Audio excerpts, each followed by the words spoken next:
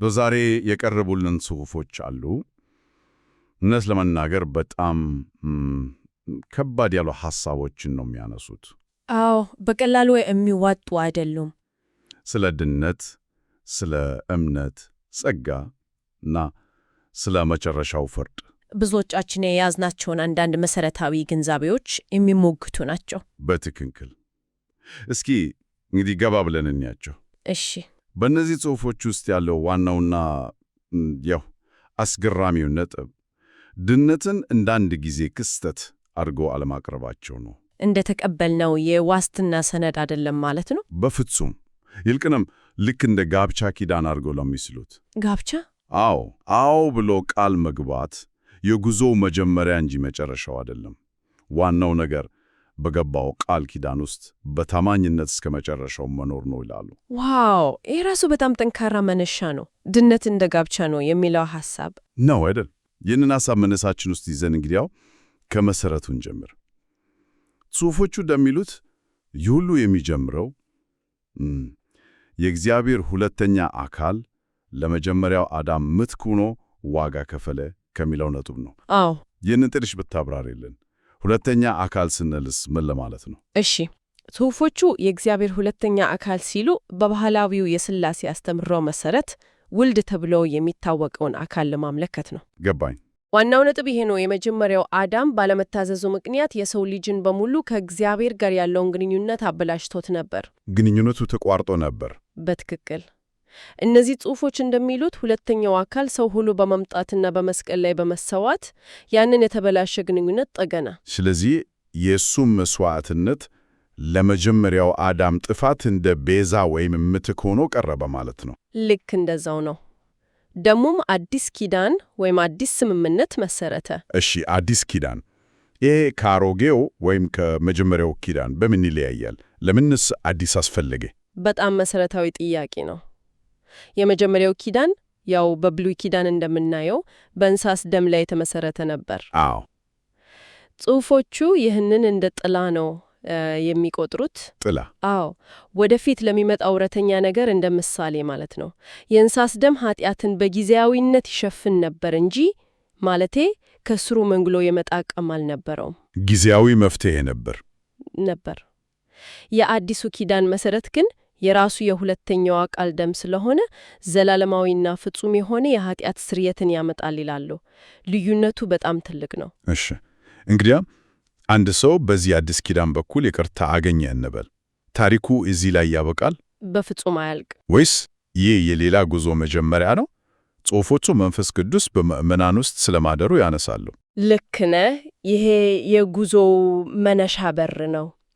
አንድ ሰው ይቅርታ ሲያገኝ በእነዚህ ጽሑፎች አስተምሮ መሰረት መንፈስ ቅዱስ በውስጡ ያድራል።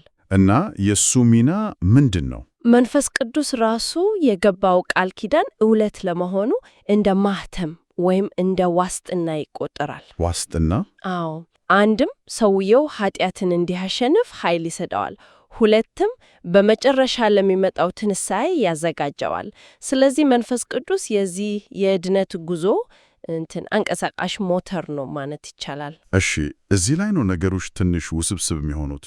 ጽሑፎቹ እምነት ዝም ብሎ አእምሮ ውስጥ ያለ ዕውቀት አይደለም ይላሉ።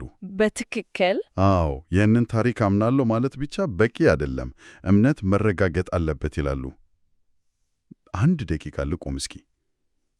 ይህ ትንሽ ግራ ያጋባል። ግልጽ ነው። ብዙ ሰዎች አንድ ጊዜ ካመንክ ድነሃል ብለው ያስባሉ። እነዚህ ጽሑፎች ያንን አመለካከት በቀጥታ የሚቃወሙ ነው የሚመስለው። ልክ ነው የተረዳኸው። በቀጥታ ይሞግቱታል። በእነዚህ ጽሑፎች እይታ ማመን የሚለው ቃል ራሱ ቃል መግባት ወይም መታመን የሚል ትርጉም አለው። ሐቅን መቀበል ብቻ አይደለም። እምነት እንዴት ይረጋገጣል? ለገባው ቃል ኪዳን በታማኒነት በመኖር በሌላ አነጋገር በመታዘዝ ነው። መታዘዝ? አዎ። በተደጋጋሚ የሚያነሱት ሐሳብ ያለ መታዘዝ እምነት የሐሰት ነው የሚል ነው። እሺ፣ መታዘዝ የሚለው ቃል ራሱ ትንሽ ያስፈራ። ብዙ ሕግጋትና ደንቦችን መከተል ይመስላል። ጽሑፎቹ የክርስቶስ ሕግ ብሎ የሚጠሩት ነገርስ ምንድን ነው? የሕግ ዝርዝር ነው? አይደለም። ይህ በጣም ወሳኝ ነጥብ ነው። ጽሑፎቹ የክርስቶስ ሕግ ሲሉ የሕግ ዝርዝር ማለታቸው አይደለም። እሺ። ይልቁንም የሁሉም ሕግጋት ፍሬ ነገር የሆነውን አንድ መርህ ነው የሚያመለክቱት፤ ፍቅር። እግዚአብሔርም በፍጹም ልብ መውደድ እና ባልንጀራን እንደ ራስ መውደድ እንዲያውም እስከ ሞት ድረስ መዋደድ እንደሆነ ይተነተኑታል። ስለዚህ አንድ ሰው አምናለሁ እያለ በድርጊቱ ግን ፍቅር የሌለው ከሆነ በእነዚህ ጽሑፎች መሰረት እምነቱ ገና አልተረጋገጠም፣ ምናልባትም የሞተ እምነት ነው። እንግዲያው እምነት ዘር ከሆነ መታዘዝ ወይም የፍቅር ሕይወት ፍሬው ነው ያልን ነው። በጣም ጥሩ አገላለጽ ነው። ልክ እንደዛ ነው። ፍሬ የሌለው ዛፍ የሞተ እንደሆነ የፍቅር ተግባር የሌለው እምነቱም የሞተ ነው ይላል ነው። ስለዚህ እምነትና መታዘዝ የአንድ ሳንቲም ሁለት ገጽታዎች ናቸው። አንዱ ያለ ሌላኛው ትርጉም የለውም። ማመን ቃል ኪዳን ውስጥ መግባት ነው። መታዘዝ ደግሞ በዛ ቃል ኪዳን ውስጥ መኖር ነው። እሺ፣ ጽሑፎቹ መታዘዝ የእምነት ማረጋገጫ ነው ይላሉ። ነገር ግን አንድ ሰው ይህ እኮ በሥራ ለመዳን መጣር ይመስላል ብሎ ቢከራከር ጽሑፎቹ መልሳቸው ምንድን ነው? ይሄ ወሳኝ ጥያቄ ነው። በጸጋ መዳንና በመታዘዝ እምነትን ማረጋገጥ መካከል ያለው ቀጭን መስመር የት ነው ያለው? ጽሑፎቹ በግልጽ የሚያስቀምጡት ነገር ቢኖር ማንም ሰው በራሱ መልካም ሥራ ድነትን ሊያገኝ አይችልም የሚለውን ነው። ድነት ከመጀመሪያው በእግዚአብሔር ጸጋ የተሰጠ ስጦታ ነው። እሺ፣ ልዩነቱ ይሄ ነው። መልካም ሥራዎች ድነትን የምናገኝበት ዋጋ ሳይሆኑ ድነናል የምንልበት እምነታችን እውነተኛ መሆኑን የምናረጋግጥበት ማስረጃ ናቸው። ማስረጃ? አዎ። ለምሳሌ አንድ አትሌት የወርቅ ሜዳሊያ ለማግኘት አይሮጥም። የወርቅ ሜዳሊያ የሚያገኘው ስለ ሮጥና ስለ አሸነፈ ነው። ሩጫው የድሉ ማስረጃ ነው። ገባኝ። በተመሳሳይ የፍቅር ሕይወት የድነት ዋጋ ሳይሆን የእውነተኛ እምነት ማስረጃ ነው። በትክክል። ግን አሁንም አንድ ጥያቄ አለኝ። ደካማ የሆነ የሰው ልጅ እንዴት ይህንን ፍጹም የሚመስል የፍቅር ሕግ ሊጠብቅ ይችላል? ሁላችንም እንሳሳታለን፣ እንወድቃለን። በፍጹም ማንም ሰው ፍጹም ነኝ ሊል አይችልም። ጽሑፎቹም ይህንን ሐቅ አይክዱም። በራስ ጥረት ይህንን ሕግ መጠበቅ እንደማይቻል ግልጽ ያደርጋሉ። ታዲያ መልሱ ምንድን ነው? መልሱ የእግዚአብሔር ጸጋ በሚለው ጽንሰ ሐሳብ ውስጥ ነው ያለው። ጸጋ ማለት ያልተገባን የእግዚአብሔር እርዳታና ኃይል ነው።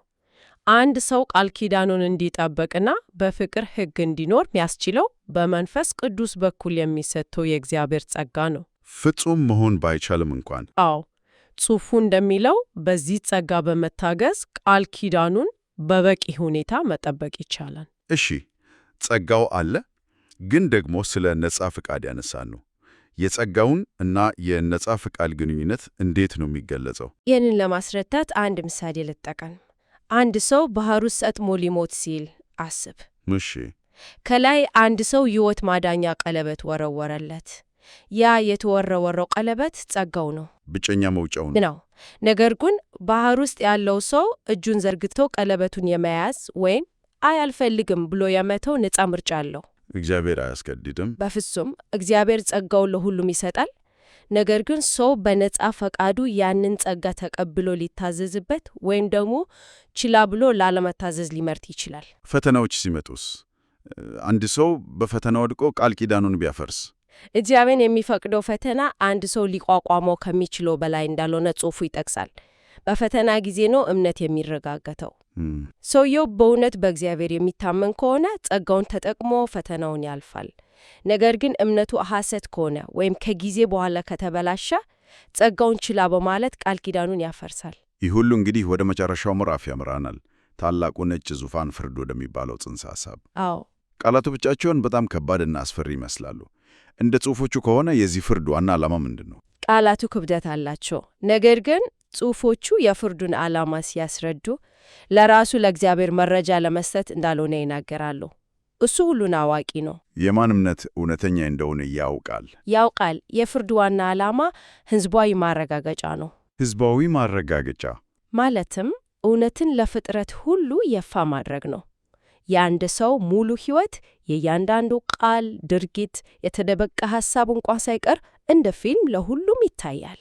እና የሚፈረደው ምንድን ነው? የአንድ ሰው መልካም ሥራ ከክፉ ሥራው ተመዝኖ ነው? አይደለም። ነጥቡ በሥራ ሚዛን ድነትን ማግኘት አይደለም።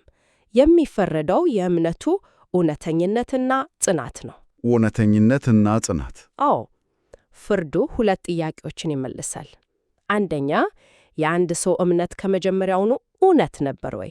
ሁለተኛ፣ ያ እውነተኛ እምነት እስከ መጨረሻው ድረስ ጸንቶ ቆይቷል ወይ? እና ስራዎቹ ማስረጃ ሆነው ይቀርባሉ። በትክክል በሕይወቱ የሠራቸው ሥራዎችና የኖረው ኑሮ ለእነዚህ ጥያቄዎች መልስ የሚሰጡ ማስረጃዎች ናቸው።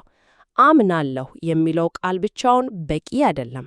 ይህ ማለት አንድ ሰው በሕይወቱ መጀመሪያ ላይ እውነተኛ እምነት ኖሮት፣ ነገር ግን በመካከል መንገዱን ከሳተስ ፍርዱ ያንንም ያሳያል? አዎ፣ ፍርዱ ያንንም ያረጋግጣል። እምነቱ እስከ መጨረሻው ድረስ ጸንቶ እንደቆየው ወይም በመካከል ተቋርጦ እንደሆነ በግልጽ ይታያል። የጀመሩት ሁሉ አይጨርሱም የሚለውን ሐሳብ ያጠናክራል። እንግዲያው ይህ ሁሉ በመጨረሻው ውጤት ላይ ምን አንድምታ አለው? ወደ መጀመሪያው ሐሳባችን ስንመለስ አንድ ጊዜ ከዳኑ ለዘላለም ድነዋል የሚለውን አመለካከት ሙሉ በሙሉ የሚገለበት ይመስላል። በትክክል ይህ የነዚህ ጽሑፎች ዋነኛ መከራከሪያ ነጥብ ነው። የኃጢአት ይቅርታ ማግኘት የውድድሩን መነሻ መስመር ነው ይላሉ። መድረሻው አይደለም። ውድድሩን መሮጥና መጨረስ ያስፈልጋል። አንድ አማኝ ጸጋን ባለመቀበልና ባለመታዘዝ ቃል ኪዳኑን ካፈረሰ ያገኘው የኃጢአት ይቅርታ እንደሚሰረዝ ወይም ዋጋ እንደሚያጣ ይገልጻሉ።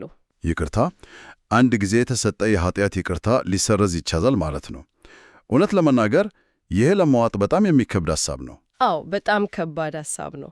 ጽሑፎቹ ይህንን የሚያስረዱት በቃል ኪዳኑ አመክንዮ ነው። በጋብቻው ምሳሌ ማለት ነው። ልክ እንደዛው በጋብቻ ውስጥ አንደኛው ወገን ቃል ኪዳኑን አፍርሶ ሌላውን ሲከዳ የመጀመሪያው የፍቅር ቃል ኪዳን እንደሚፈረስ ሁሉ አንድ ሰው ሆን ብሎና በተደጋጋሚ ከእግዚአብሔር ጋር የገባውን ቃል ኪዳን ካፈረሰ የስምምነቱ አካል የነበረው የይቅርታ በረከትም ይሰረዛል ይላሉ። እና የዚህ የመጨረሻ ውጤት የእሳት ባህር ነው በማለት ያስቀምጣሉ። እንግዲያው ሁለት መዳረሻዎች ብቻ ናቸው ያሉት። አዎ፣ ጽሑፎቹ ሁለት ግልጽ መዳረሻዎችን ብቻ ነው የሚያስቀምጡት። እስከ መጨረሻው ድረስ በእምነታቸው የጸኑ የዘላለም ሕይወትን ያገኛሉ። ያልጸኑት ይቅርታ ከተቀበሉ በኋላም ሆን ብለው ቃል ኪዳናቸውን ያፈረሱና በእምነታቸው የካዱ ሰዎች ግን መጀመሪያ ያገኙት ይቅርታ ተሰርዞ ወደ እሳት ባህር ይጣላሉ። እና ይሄ ፍትሐዊ ነው ይላሉ። አዎ፣ ፍጥረት ሁሉ የሚረዳውና አዎ ፍትሐዊ ነው ብሎ የሚቀበለው ፍርድ እንደሆነ ይቀርባል። በጣም ውስብስብ ሆኖም ግን በራሱ መንገድ ወጥ የሆነ ስርዓት ያለው ይመሰላል። እንግዲያው የዛሬውን ጥልቅ ውይይት ለማጠቃለል ስንሞክር፣ በእነዚህ ጽሑፎች መሰረት ድነት የሚጀምረው በሁለተኛው አካል መስዋዕትነት በተመሰረተው አዲስ ኪዳን ነው። ይህ ኪዳን ውስጥ መግባት ደግሞ እምነትን ይጠየቃል። ልክ ነው። ያ እምነት ደግሞ ዝም ብሎ የአእምሮ ዕውቀት ሳይሆን በፍቅር ሕግ ላይ በተመሰረተ የመታዘዝ ሕይወት መረጋገጥ አለበት። ይህ የመታዘዝ ሕይወት ሊኖር የሚችለው ደግሞ በሰው ጥረት ሳይሆን በእግዚአብሔር ጸጋ ነው። ነገር ግን ይህንን ጸጋ የመቀበልም ሆነ ያለመቀበል ነፃነት ለሰው ልጅ ተሰጥቷል። በመጨረሻም ታላቁ የፍርድ ቀን የዚህን ረጅም የእምነት ጉዞ እውነተኛነት፣ ጽናት እና የመጨረሻ ውጤት ለሁሉም ፍጥረት ይፋ ያደርገዋል። በቃ በጽሑፎቹ ውስጥ የቀረበው ዋናው ውጥረት በመለኮታዊ ጸጋና በሰው ልጅ ኃላፊነት መካከል ያለ ይመስለኛል። አዎ፣ እሱ ይመስላል። ድነትን እንደ ጸጋ ስጦታ ብቻ ሳይሆን የተቀበለው ሰው እስከ መጨረሻው ድረስ ሊጠብቀውና ሊኖር የሚገባ የቃል ኪዳን ግንኙነት አድርጎ ያቀርቡታል። ስጦታ ነው፣ ግን ኃላፊነትም አለበት። ይህ እንግዲህ ለአድማጭ አንድ ጥልቅ ጥያቄን ይዞ ይመጣል።